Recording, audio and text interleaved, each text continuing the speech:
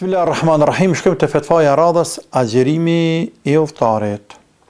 Për lehtësimeve të cilat Allah I madhruar I ka bërë në dinin e tij, në veçanti këtu në Ramazan, është edhe çështja e udhëtarit, mosafirit, të cilit I lejohet mos me agjeru, ashtu siç I lejohet të smuarit mos me agjeru. Bile janë të cekur në të njëjtin ajet.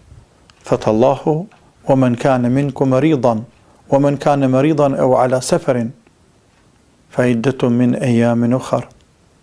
Nëse dikush për jush është I smur apo udhëtar, le ta han e pas le ta agjeron ditët e tjera masandej. Ke për faktin se udhëtimi zakonisht nuk shpëton pa lodhje, pa mundë, pa ngarkesa të ndryshme, të cilat shumë herë janë të rënda për udhëtarin.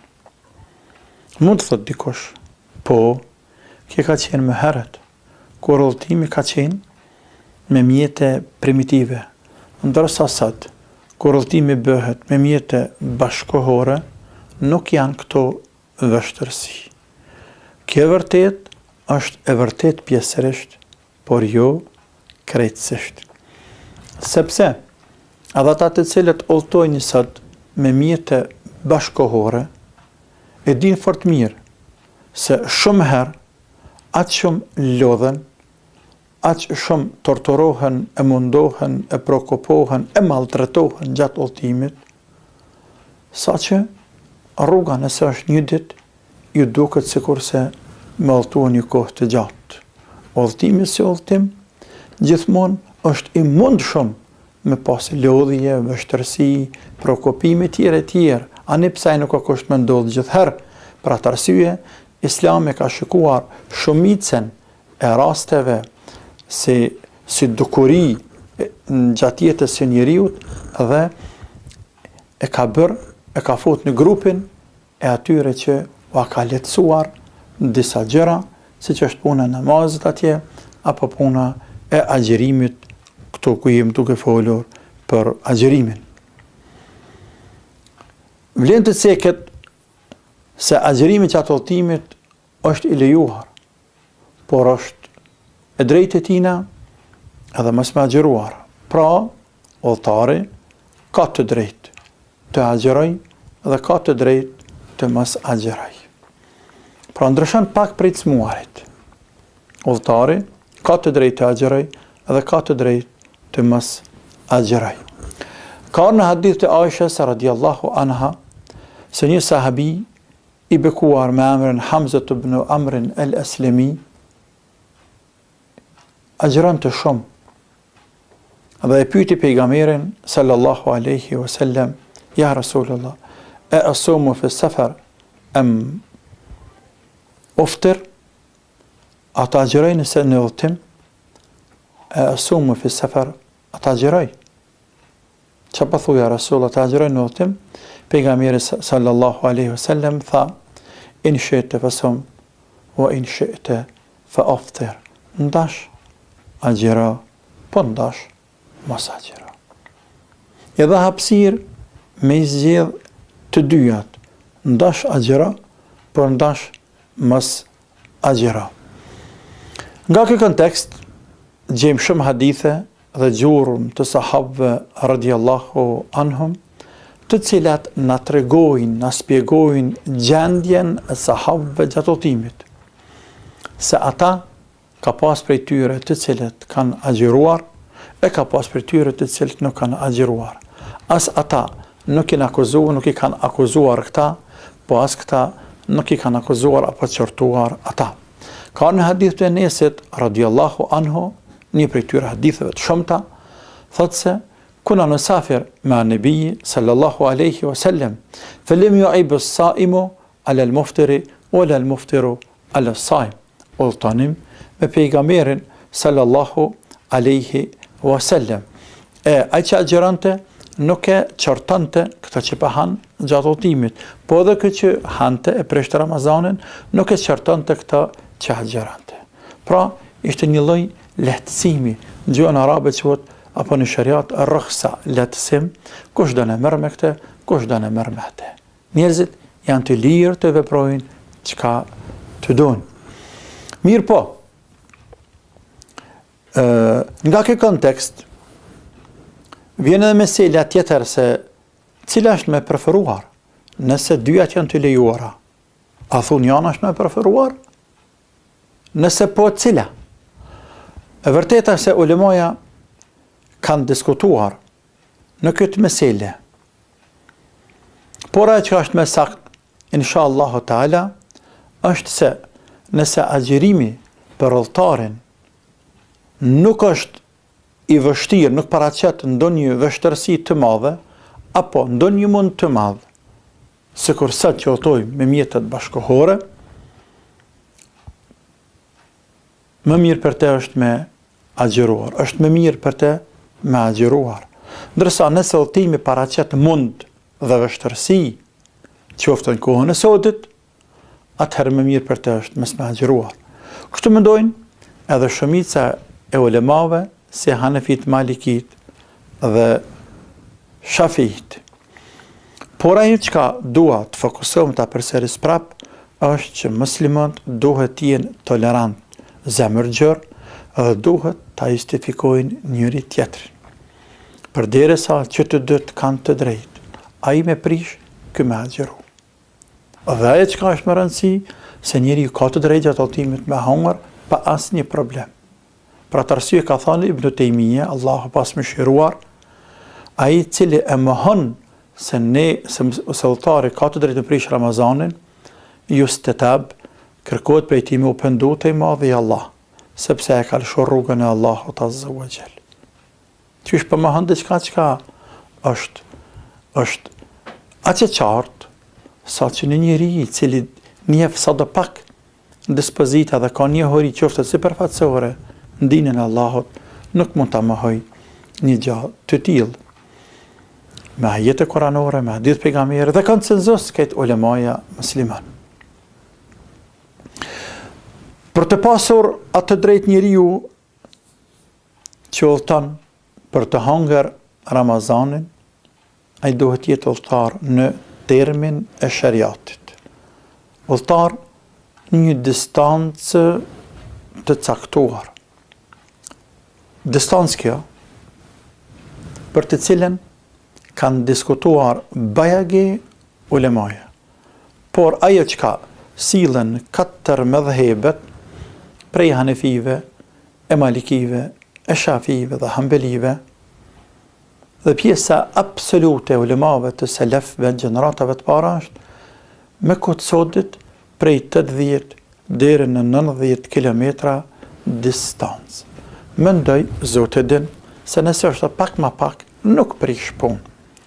Nuk është kusht me qenë kaq strikt, ke për faktin se njerëzit nuk ecin lehtë. Nuk ecin njëjtë, nuk ecin njëjtë. Dikush, udhëtimin për 3 ditë që kanë cekur Hanefit, mund ta kalojnë ndoshta për 2 ditë. Anëpse ta kanë thënë ecje mesme. Por kjo ecje mesme, mesatare, prap është relative. Apo udhëtimin për 2 ditë, që kanë thënë disa të tjerë, se Shafiit, edhe ajo është relative. Dikush mund ta kaloj për 2 ditë e gjysmë, për 3, apo për 1 ditë e gjysmë. Ashtu që mendoj, Zoti e din se nuk është strikt këtë pecekje, në që mos ta merrni strikt, se duhet paçaret jenë 80 kilometra, por edhe më pak nuk prish punë, inshallah taala, pak më pak e për më shumë nuk diskutohet. Çka do të thotë se nëse jeni nisur në një distancë 75-80 kilometra më shumë, ti kete drejt me prish agjerimin. Sepse e fiton epitetin e udhëtarit. Ndërsa nuk i udhëton nëse del në sakak. Nuk i udhëton nëse del pe lagjës tonë lagjën tjetër. Nuk i udhëton nëse del prej fshatit në fshat tjetër, e fshatet e ngjit me zveti. Apo prej qytetit del në periferinë fshat, nuk i udhëtar. Vetë termi gjuhësor, vetë tradita e popullit, nuk e quan udhëtar në një distancë të tillë, një person të tillë, nuk e quan që mysafir udhëtar. Nuk e quan udhëtar. Sepse ai këto hecë të bahegare, kalën qytetin, kalën për gjysore, kalën për një orë, kalën për 15 minuta, për fshatin fshat. Për udhëtar, kur ka një distancë të gjatë, ku duhet mu para pregadit nga ana psiqike, duhet mu pregadit edhe nga ana e ushqimit, veshmbathjes, apo me kerë me mbushkirë në benzin, me pregadit në këtë sodit, edhe sot, për me bu qatë distancë kohore. Mirë, nëse është këtë distanca kohore ku lejohet me hangë Ramazanin, atëherë kur fillon, momenti kur fillon. A fillon duke qenë në shtëpi. Unë kam bën jetë me udhëtu dhe tash edhe 2 orë ta zami do të dalë për shtëpis, apo edhe 1 orë, apo edhe 2 orë, apo edhe 5 minuta do të dalë për shtëpis. Pra unë e pregadit krejt për me udhëtu. Edhe të nejtë në shtëpi, dhe bima qajnë. Pse? Sepse në kam bënit udhëtimin, unë jam udhëtar. Jo. Ramazani, dispozita e udhëtarit, të këti fillon me momentin që nisësh në udhëtim. Me momentin që nisësh. Sepse ti s'përdere sa jenë shtëpi, krejt kjo procedur është njëtin tëndë. Por ende nuk e fillu në udhëtim. Nuk e ke bas një hap në udhëtim. Nuk mjafton vetëm njëti. Sikur se në shit blerje atje. Apo në kontratat të ndryshme, në marrëveshje të ndryshme. A mjafton njëti me thonë se në këmë bo njët me ta becit shpi? E këmë bo njët me ta shit shpin tem? E këmë bo njët me ta lip vajzen, me ta dhëm vajzen? E këmë bo njët me bo një biznes? Dhe mas e këmë bo njët ta shmallë është të jemi? Jo. Të më shme bo një gjithë ditën. Por nuk kemi fillu në atë procedurë dhe se kemi realizu. Pra, koha se kur lejohet me prish Ramazanin është pasi ta fillosh udhëtimin, e që ulemaja tonë të vjetër kanë thonë pasi t'ja kthesh shpinën shtëpijave në vend banimit tënë. Pra nëse jenë fshat, në momentin që del jashtë fshatit, që ne themi periferia fshatit, edhe të mbetet fshati pas shpine, të më njëherë këtë drejt me fillu me hangër buk, sikur se në namaz me shkurtuar namazin.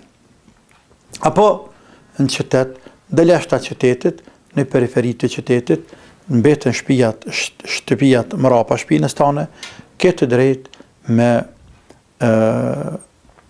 hangër Ramazanin. Këtë kemi edhe një mesele tjetër, sa i përket udhëtarit, nëse udhëtari kthehet të shtëpia gjatë ditës në Ramazan. E që ndodhë shpesh. Dhe ai është nuk ka Ramazan, sepse ka shfrytzuar lehtësimin që ka dhënë Zoti dhe ka hangër buke ka prish Ramazanin. Nëse kthehet gjatë ditës në shtëpi, është mirë e preferuar, por jo e obliguar, që me momentin që hyn të shtëpia, në shtëpinë e vet, mos me hangër as mos me pi derisa të vijë iftari. Derisa të vijë iftari. Jo në mënyrë obligative, por në mënyrë të preferuar. Ngjajshëm me te është edhe femra me cikël mujor, e cila nëse pastrohet gjatë ditës, është mirë për te që edhe ajo mos të hajë dhe mos të pi deri në kohë të iftarit. Kjo jo për faktin se ai dhe ajo e kanë bërç me agjëru Ramazanin, por në shenjë respekti të shejtrisë së muajit të bekuar Ramazan. Mirë, kemi edhe një mesele të fundit ndoshta, sa i përket agjërimit të udhëtarit. Kemi persona të cilët thuase non-stop janë në udhëtim gjatë tërë vitit. Sikurse apo pjesën dërmuese kohën më të madhe të vitit, sikurse pilotët, ekuipazhi i avionit, kapitenet e anijeve dhe ekuipazhi i anijeve që bajnë mallna rreth botës, sikurse shoferët e kamionit të cilët me 1000 kilometra i bojnë nëpër kontinente dhe shtete të ndryshme, shoferët e autobuseve në distancë larta, taksistave, sikurse tregtarët, të cilët gjatë tërë vitit pjesën dërmuese të kohës e kalojnë nëpër aeroporte, nëpër aeroplana dhe qendra të ndryshme tregtare dhe shtete të botës. Këta persona tanë kohën në mërën udhëtar. Tanë kohën në mërën udhëtar. Kjo është udhëtar gjithë. Fati ka pritë ashtu. E pastaj këtë që me bo kaza, dhe kur u bo kaza, flasëm fetva të veçantë se si këta persona duhet ta bëjnë kaza, inshallahu ta'ala. Zotë e din më së miri, wassalamu alaikum wa rahmatullahi wa barakatuh.